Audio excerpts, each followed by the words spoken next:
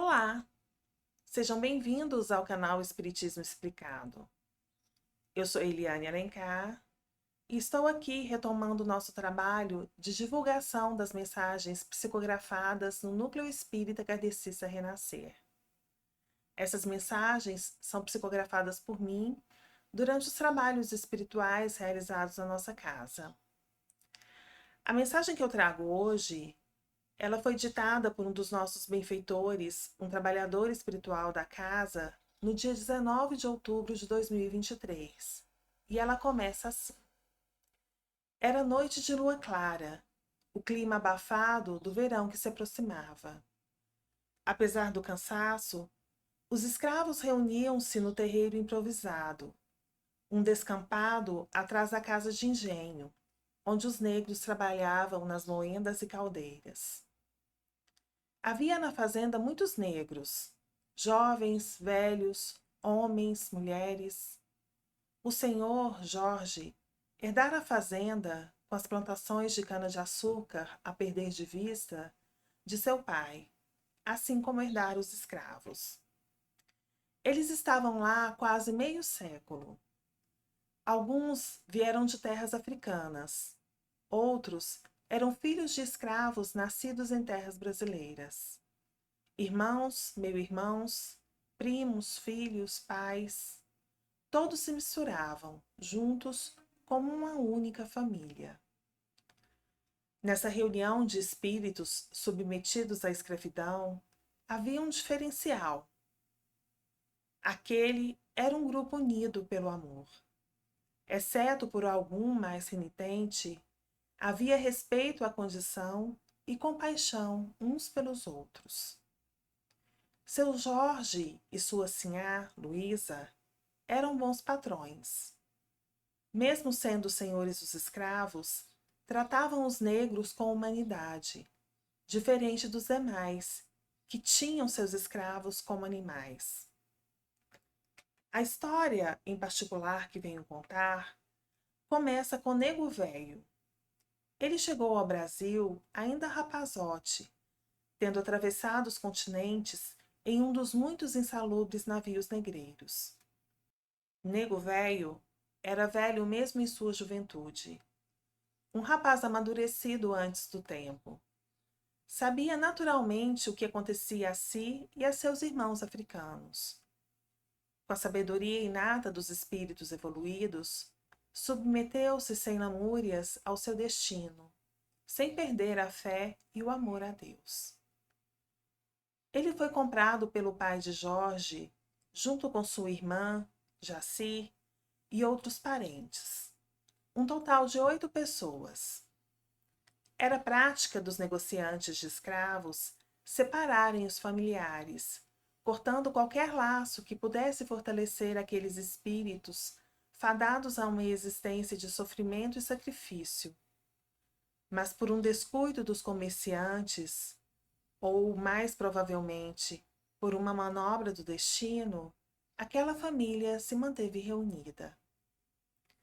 Tão logo chegaram à fazenda, Nego Velho tornou-se o líder natural daquele pequeno clã, e os demais, obedientes ao sábio homem, seguiam seu exemplo e acatavam seus conselhos, obedientes e resignados.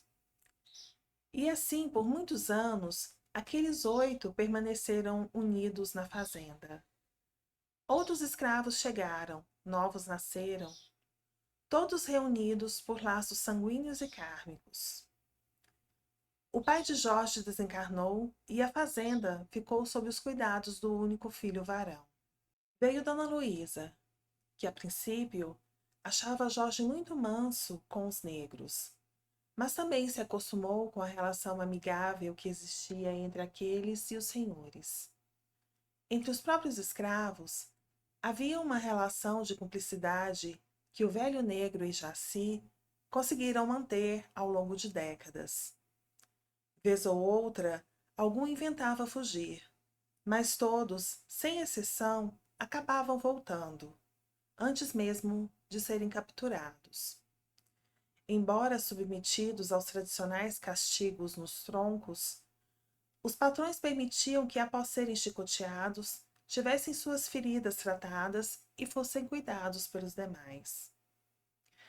Depois do filho salvo, os patrões ofereceram alforria ao escravo, mas sem ter mesmo para onde ir, o negro permaneceu na fazenda, fiel aos seus patrões e ao seu povo.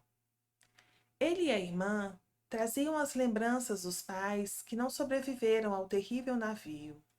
Recordavam as músicas e as danças ensinadas nas festas dos deuses africanos, realizadas nas sagradas cabanas, erguidas em meio às matas nativas. Suspiravam saudosos às festas, sobretudo da alegria e da esperança que aqueles momentos propiciavam. E tais memórias, que não se deixavam morrer, nutriam aqueles escravos ali reunidos. Jorge e Luísa consentiram que se realizassem as celebrações. Havia música, tambores improvisados, danças e rezas. Realizavam rituais e reverenciavam os deuses do seu povo. Havia o culto à alegria e à esperança. E celebravam a vida, por mais difícil que fosse naquele momento. Naquelas reuniões, muitos espíritos benfeitores, operários da obra divina de auxílio fraterno, que acompanhavam de perto aqueles sofridos irmãos, se reuniam, confortando os espíritos fortalecidos pela união, sempre cultivando bons sentimentos. Esses irmãos mantiveram acesa a chama do amor e da fé, permanecendo ligados à essência divina. E este, possivelmente, foi um dos primeiros centros espíritas do Rio de Janeiro. Muitas outras comunidades afrodescendentes se constituíram e cresceram na região.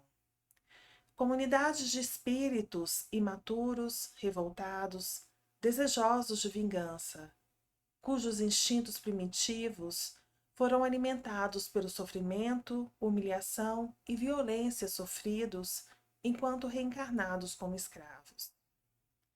E como semelhantes se atraem pelo processo de sintonia, os irmãos que permaneceram escravizados no plano espiritual pela revolta e ódio se unem até os tempos atuais, constituindo e fomentando o cenário de violência e crime que domina a cidade maravilhosa e miserável.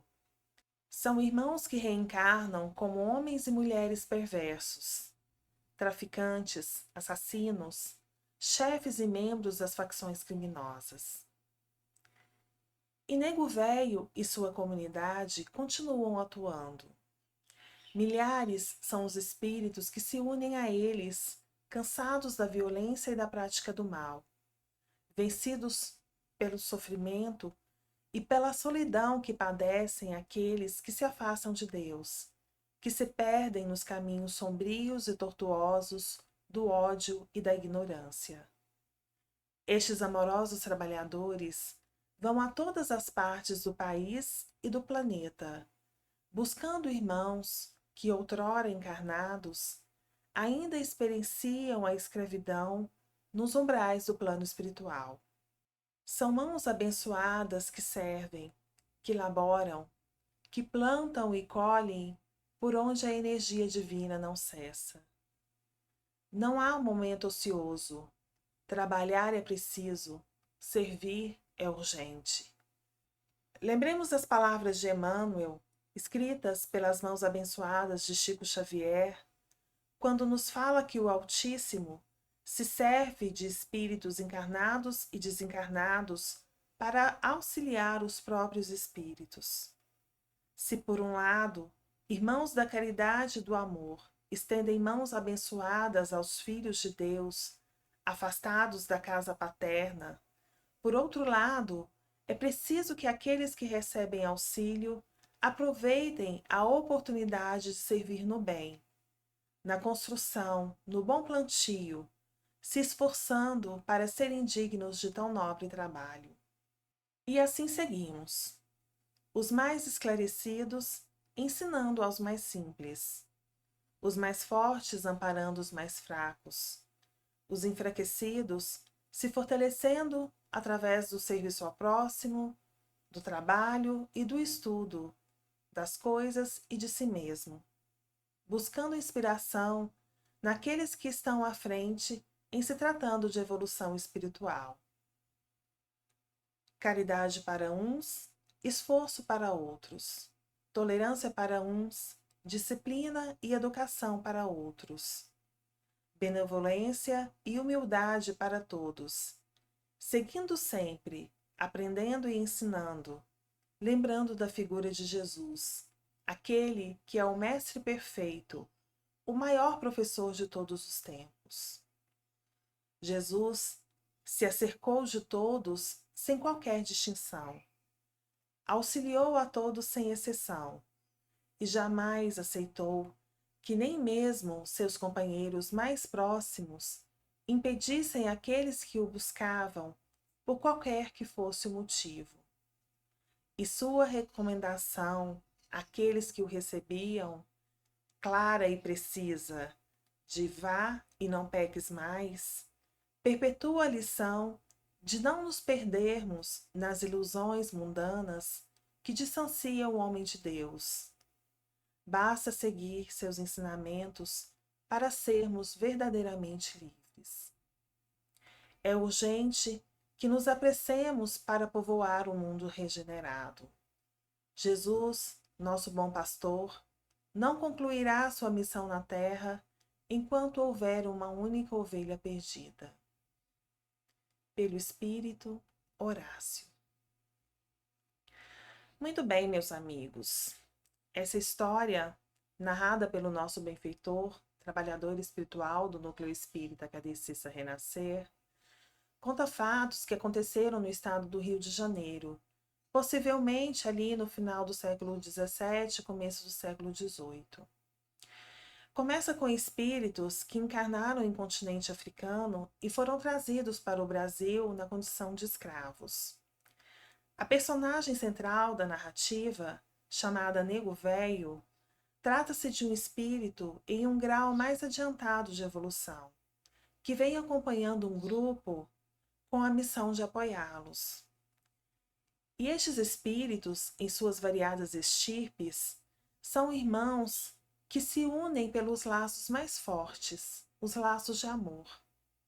Eles permanecem juntos, cuidando uns dos outros, cultivando este amor essencial, mesmo quando desencarnam. Nosso irmão é bem-sucedido em sua missão, já que ajuda a muitos dos encarnados que conviviam com ele a suportarem suas provas e suas expiações. E pelo seu exemplo, desperta em seus patrões a realidade da igualdade entre os homens. E aqueles irmãos que venceram suas mazelas aprenderam as lições necessárias naquele momento de resignação, humildade e submissão, e souberam cuidar do amor fraterno, tornando-se trabalhadores do Cristo, reunindo outros trabalhadores por toda parte. Eu entendo que trabalhadores do Cristo, do bem, servos de Jesus, trabalhadores da luz, benfeitores e guias espirituais, são todos aqueles irmãos que assimilaram os ensinamentos de Jesus, contidos principalmente nos evangelhos e nos textos de Paulo de Tarso. É todo trabalhador, encarnado ou desencarnado, aquele que é bom e busca o bem, que ama o próximo como a si mesmo, que é manso e humilde, paciente e bondoso. Todas as criaturas estão em constante processo de evolução, e dos mais primitivos aos mais evoluídos, existem inúmeros degraus, inúmeros estágios de evolução. E a ação da divina providência se dá conforme a natureza da criatura, através das próprias criaturas. Onde houver um ser necessitado, que pede auxílio divino, sempre haverá um espírito na condição de servir. Os trabalhadores da obra de auxílio fraterno universal estão por toda parte, atuando com mais competência onde há seriedade e compromisso com a prática do bem. E assim como nossos semelhantes do plano espiritual, também nós somos instrumentos da ação divina onde quer que nos encontremos, se estamos dispostos ao bem. Através de um alimento que oferecemos, de uma mão que estendemos, quando demonstramos compaixão, ouvindo alguém, quando rezamos pelo bem de alguém, quando abençoamos, independente da nossa condição evolutiva. Nesse vídeo, nós conhecemos a história de irmãos que venceram suas provas com fé e resignação, e por amor não se afastaram de Deus. Estes irmãos no plano espiritual se juntaram e continuam se juntando a outros irmãos para levarem o bem, auxiliando aqueles que necessitam nos mais diversos lugares, continuando assim suas trajetórias evolutivas rumo à perfeição através do trabalho edificante. Os fatos narrados possivelmente aconteceram no final do século XVII e início do século XVIII, antes mesmo da codificação da doutrina espírita por Kardec na França. Vemos aqui que o Brasil, concomitantemente ao surgimento da doutrina na França, se preparava para tornar-se a maior nação espírita do mundo. E no nosso Brasil, de Chico Xavier e Emmanuel, de Divaldo Franco e Joana de Ângeles, Bezerra de Menezes, Eurípides Barçanufo, Meimei, Irmã Sheila, Anália Franco e tantos outros, cresce a pátria do Evangelho. Atualmente, ainda existem milhares de espíritos, ex-escravos, que permanecem no plano espiritual, envolvidos em vibrações de ódio e revolta, vítimas de uma sede irracional de vingança, e que pelas leis de atração, pela sintonia mental, se ligam a outros espíritos encarnados na mesma condição, fomentando a violência característica do Rio de Janeiro, em ciclos que se repetem há séculos. Por outro lado, o nosso benfeitor Horácio narra a história de espíritos que passaram pelas mesmas experiências, mas acolheram os valores cristãos e estão no plano espiritual, vibrando no amor, trabalhando em prol dos seus semelhantes. Estes, por sua vez, são irmãos que, acolhidos neste amor, ou cansados do sofrimento e da solidão que o afastamento de Deus acarreta invariavelmente, juntam-se em grupos que crescem continuamente.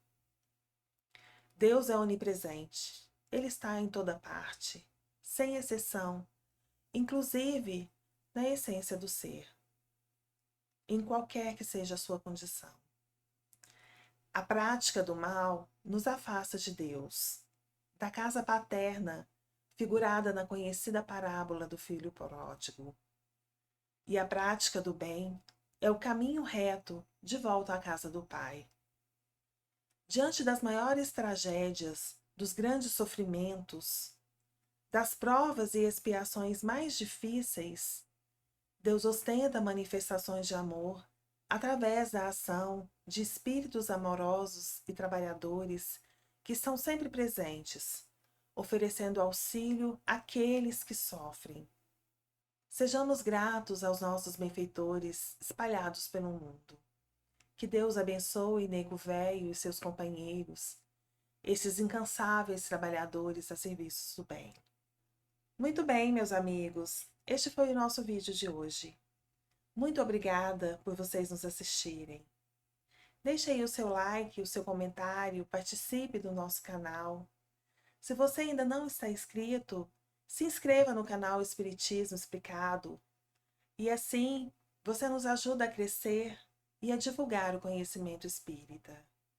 Fiquem com Deus e até o nosso próximo vídeo.